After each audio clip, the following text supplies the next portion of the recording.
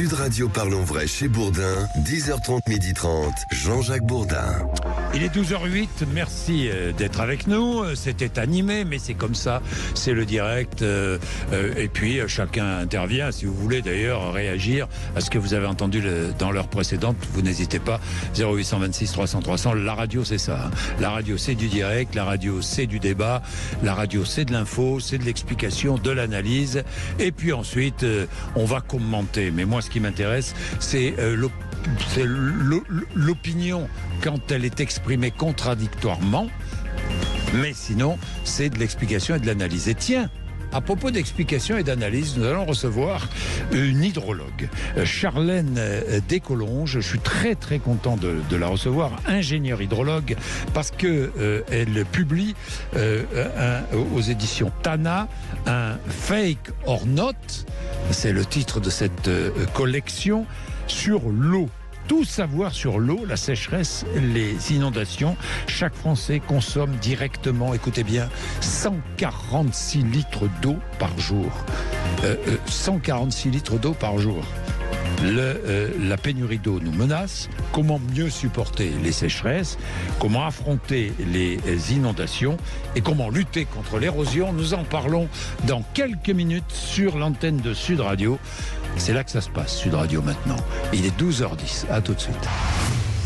Sud Radio Parlons Vrai chez Bourdin, 10h30, 12h30, Jean-Jacques Bourdin. J'ai le livre en main, il est 12h13. L'eau, c'est dans la collection Fake or Not. C'est écrit par Charlène Descolonges, on dit Descolonges? Descolonges, Bon, oui. très bien. Bonjour. Merci, bonjour d'être avec nous. Les éditions Tana Éditions. Alors, tiens, je regarde les questions qui sont posées à la une du livre. On finira bien par sortir de la crise de l'eau ou pas? C'est une très bonne question d'introduction, oui. Merci de la poser. Alors effectivement, c'est un travail qu'on a fait à deux mains avec Isabelle Brockman, directrice de la collection. Et en fait, si on ne prend pas conscience que l'eau, c'est une ressource précieuse et qu'elle va finir par manquer si on ne réduit pas nos besoins, non, on ne sortira pas de la crise de l'eau. Bien. L'eau qu'on ne stocke pas est perdue? Et non. En fait, ça dépend pour qui, ça dépend pour quoi. Oui, ça dépend pour qui, pourquoi, c'est-à-dire est-ce qu'on va stocker l'eau dans des méga-bassines pour irriguer des monocultures? Est-ce que ça, c'est perdu? Oui et non. Oui et non. Oui et non. Est-ce que c'est pour stocker l'eau dans des zones humides qui vont permettre de faire des éponges pendant les crues, relarguer de l'eau quand on en a besoin? Non, ça, c'est pas perdu. Avant de parler de sécheresse, de pénurie, je voudrais... Il y a une chose que je comprends pas bien. Est-ce qu'on récupère suffisamment, correctement, l'eau qui tombe du ciel? L'eau, alors... Vraiment, on va repartir sur les bases. Hein. Vous savez, le cycle de l'eau qu'on a tous appris à l'école. Oui. On nous fait un schéma, un grand cycle de l'eau en circuit fermé, et voilà, on se dit tout va bien.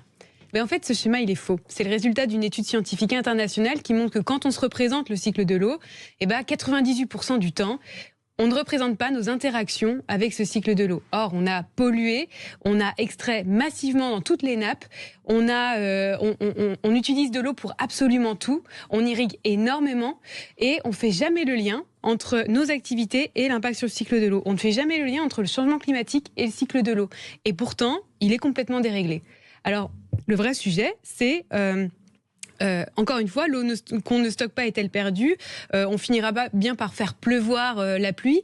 En fait, il faut vraiment comprendre que le cycle de l'eau, c'est un circuit fermé qui doit venir des océans au continent et qui doit s'écouler le plus lentement possible sur les continents. Le problème, c'est qu'on l'a accéléré. On l'a accéléré, je comprends. On l'a accéléré. L'hydrologie, c'est une histoire de stock et de flux. C'est un peu comme la finance. Voilà, ça transite, etc. Le problème, c'est qu'on a surpompé dans les stocks et on a accéléré les flux.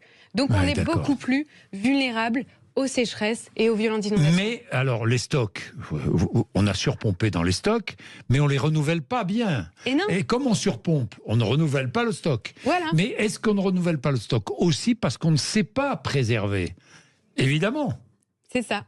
On ne sait pas préserver la valeur. Et on arrive à une situation, celle qu'on vit aujourd'hui, là, à la veille du 14 juillet 2023.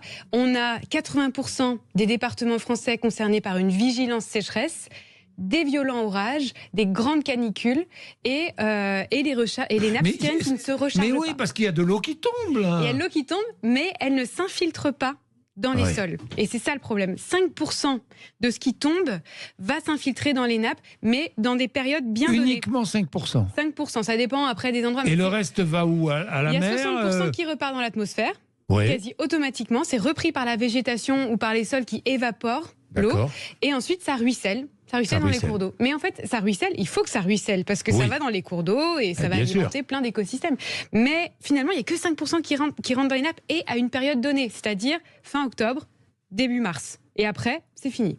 Et donc, après, c'est fini. Tout ce qui va tomber cet été ne va pas recharger les nappes. Et là, on est déjà en situation de sécheresse. Ça va continuer jusqu'à la fin de l'été. Alors, puisqu'on est en situation de sécheresse, il faut lutter, évidemment, contre cette sécheresse. Il y a 1000 façons de... D'abord, je regardais un chiffre, 146 litres d'eau par jour, par personne. C'est une grosse moyenne. Nous française. Consommons ça. Utilisons. Nous utilisons, pas consommons.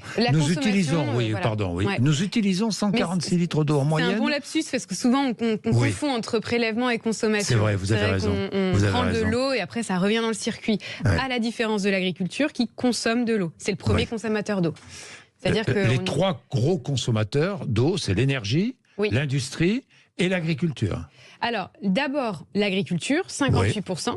Oui. Ensuite, non, finalement, c'est l'eau potable, parce qu'en fait, il y a des fuites l'eau potable. dans les réseaux. Parce qu'il y a des potable. fuites. 1 milliard de mètres cubes d'eau perdus dans les fuites chaque année. Ça représente quoi, 1 milliard de mètres cubes? C'est 1 kilomètre cube. C'est l'équivalent de toute l'eau qu'il y a dans le lac d'Annecy, par exemple. Ah bon? Oui. Toute l'eau du lac d'Annecy, vous êtes d'Annecy, je crois. Oui. Ah oui, d'accord. Donc vous connaissez bien le lac d'Annecy. Bon, d'accord. Bon. Toute l'eau du lac d'Annecy est gaspillée, quoi. Voilà. Et perdue dans les canalisations. Imaginez, c'est comme si on jetait de l'argent par la fenêtre, puisque c'est de l'eau qu'on traite, qu'on paye et qui part dans on ne sait pas où. Elle ne revient jamais dans le milieu dans lequel on a été prélevé. Bon, ensuite... Alors après l'agriculture, les fuites. Et après, effectivement, l'énergie. Alors là, on va rentrer dans un débat. Le nucléaire. Plus de 50% des prélèvements sont utilisés pour refroidir nos centrales en circuit ouvert, c'est-à-dire celles qui sont sur le couloir du Rhône, qui fonctionnent en circuit ouvert. Elles prennent beaucoup d'eau, mais elles en rejettent 98%. Il y a les autres centrales qui sont en circuit fermé, et là, en fait, on prélève de l'eau, mais il y en a 50% qui repartent dans l'atmosphère, dans les grandes tours réfrigérantes. Et donc, cette eau qui est consommée ne revient pas dans le milieu. C'est pour ça que c'est... Et l'industrie aussi, l'industrie consomme beaucoup d'eau. L'industrie consomme de l'eau, par exemple l'industrie des eaux en bouteille, les industries agroalimentaires, les process industriels, certains, oui, mais finalement ça vient en 3e position. Bien. On va prendre Eric, au passage, qui est maraîcher. Oui, l'eau, c'est l'un de ses problèmes quotidiens, préoccupations quotidiennes. Bonjour Eric. Oui, bonjour Jean-Jacques, bonjour Charlène. Bonjour. Alors... merci pour votre invitation. Merci, allez-y Eric. Vous avez de l'eau à Saint-Rémy grâce au canal des Alpilles. Des Alpines, pas le canal des Alpilles. Le canal des Alpines, oui, qui vient lui de Serponçon via Exactement. C'est l'eau du barrage de Serponçon. C'est l'eau du barrage de Serponçon via une branche d'EDF, justement. Voilà. Charlène. De refroidisseurs. Vous êtes inquiet pour la pénurie dans le futur, dans votre milieu agricole, pour vos maraîchages? Je ne suis pas inquiet à l'âge que j'ai, je suis inquiet pour les générations futures et un futur qui me paraît bien proche maintenant. Parce qu'on voit quand même bien que dès qu'on n'a plus de neige l'hiver ou la perte des glaciers de très haute altitude, même qu'on ait Serponçon en réserve, on ne peut pas se satisfaire de ça. Donc c'est un problème qui est mondial, qui n'est pas que français. Je pense qu'on interagit beaucoup en France, on essaye quand même de faire des choses. L'agriculture a considérablement évolué sur 30 ans, 58 ans. L'irrigation telle qu'elle est faite maintenant... Oui, Eric, parce que l'eau, vous savez que c'est un bien précieux, vous maraîchers. Bien sûr, sans eau, on n'est rien. Vous pouvez avoir sans eau, vous n'êtes rien. Alors, sans eau, on n'est rien. Alors tout dépend de l'agriculture aussi. Il y a des agriculteurs qui sont plus ou moins sensibles à l'importance de l'eau. Exactement. Là, on parle de 2 modèles agricoles. Celui qui va irriguer abondamment et utiliser beaucoup d'intrants, d'engrais et de pesticides, qui va détruire la vie dans les sols et qui va faire que ça va accélérer le processus de ruissellement. Et puis, il y a ceux qui travaillent en bon sens paysan, Voilà, qui travaillent en proximité, qui travaillent le sol mais pas trop, qui font des couverts végétaux, de l'agroforesterie, etc. Et tout ça, ça va permettre de garder l'eau dans les sols et c'est le but.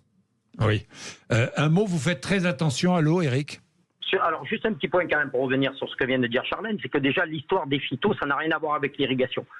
L'utilisation des phytosanitaires en traitement de parties aériennes, il faut savoir la différencier de l'eau d'irrigation. C'est deux choses quand même qui sont complètement différentes. De l'eau d'irrigation, ça n'a rien à voir, oui, c'est vrai. C'est deux choses différentes. Vous pouvez être en bio, il faudra quand même arroser, même si vous n'utilisez pas de produits phytosanitaires. Ça c'est sûr. C'est volé à part. Et ensuite, en ce qui concerne aussi sur l'histoire de l'eau, on fait des couverts végétaux en serre, on utilise du paillage pour éviter l'évaporation, on utilise du micro-jet, du goutte à goutte. Toutes ces inventions-là qu'on doit aux Israéliens, puisqu'ils se sont retrouvés dans une terre qui n'avait pas d'eau, il fallait qu'ils gèrent. Ils ont été des génies à ce niveau-là. C'est eux qui nous ont tout apporté, je dirais, ou une grande partie, sur l'irrigation moderne. Après, sur l'irrigation telle qu'elle est faite chez nous, quand on voit les plaines de crocs... Très vite, Eric, parce que le temps passe.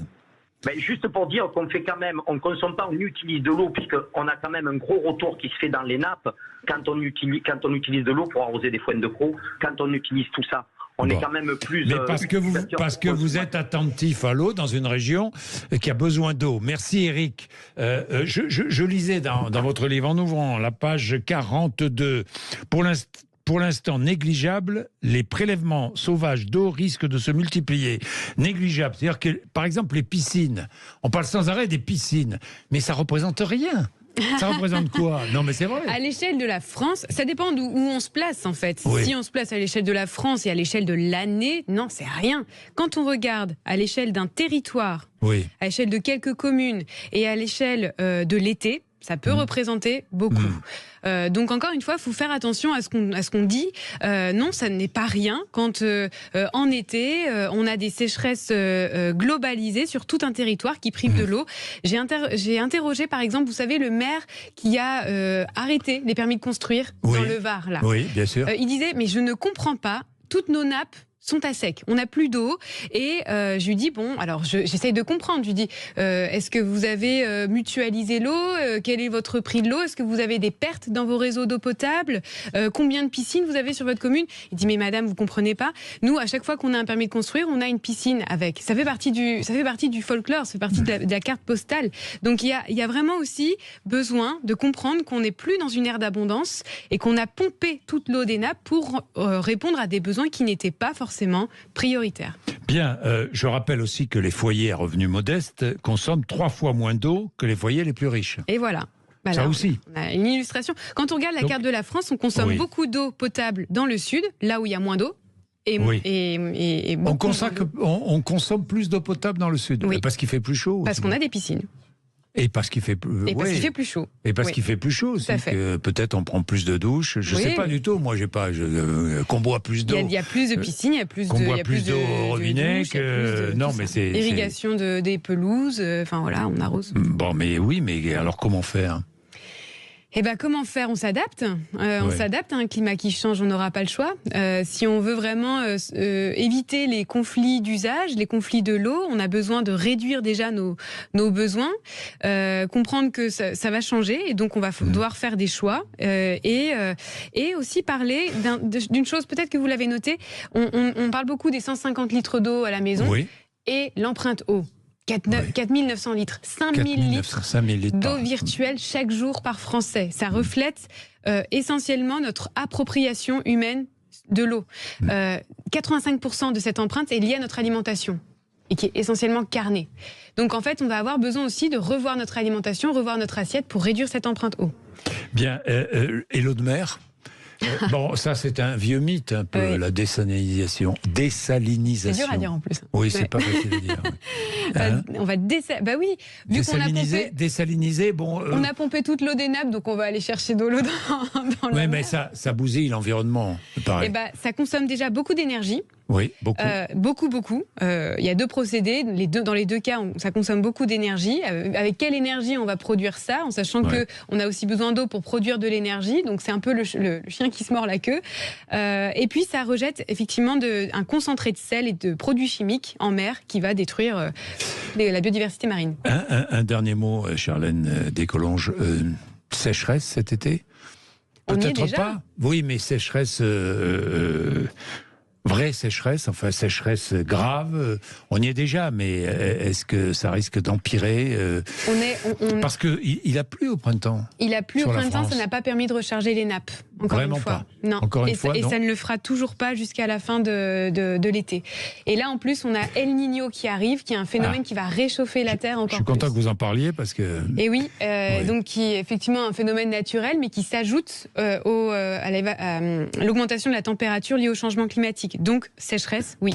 Donc, soyons attentifs. Exactement. Au maximum. Merci Charlène Descolonges. Merci. À bientôt.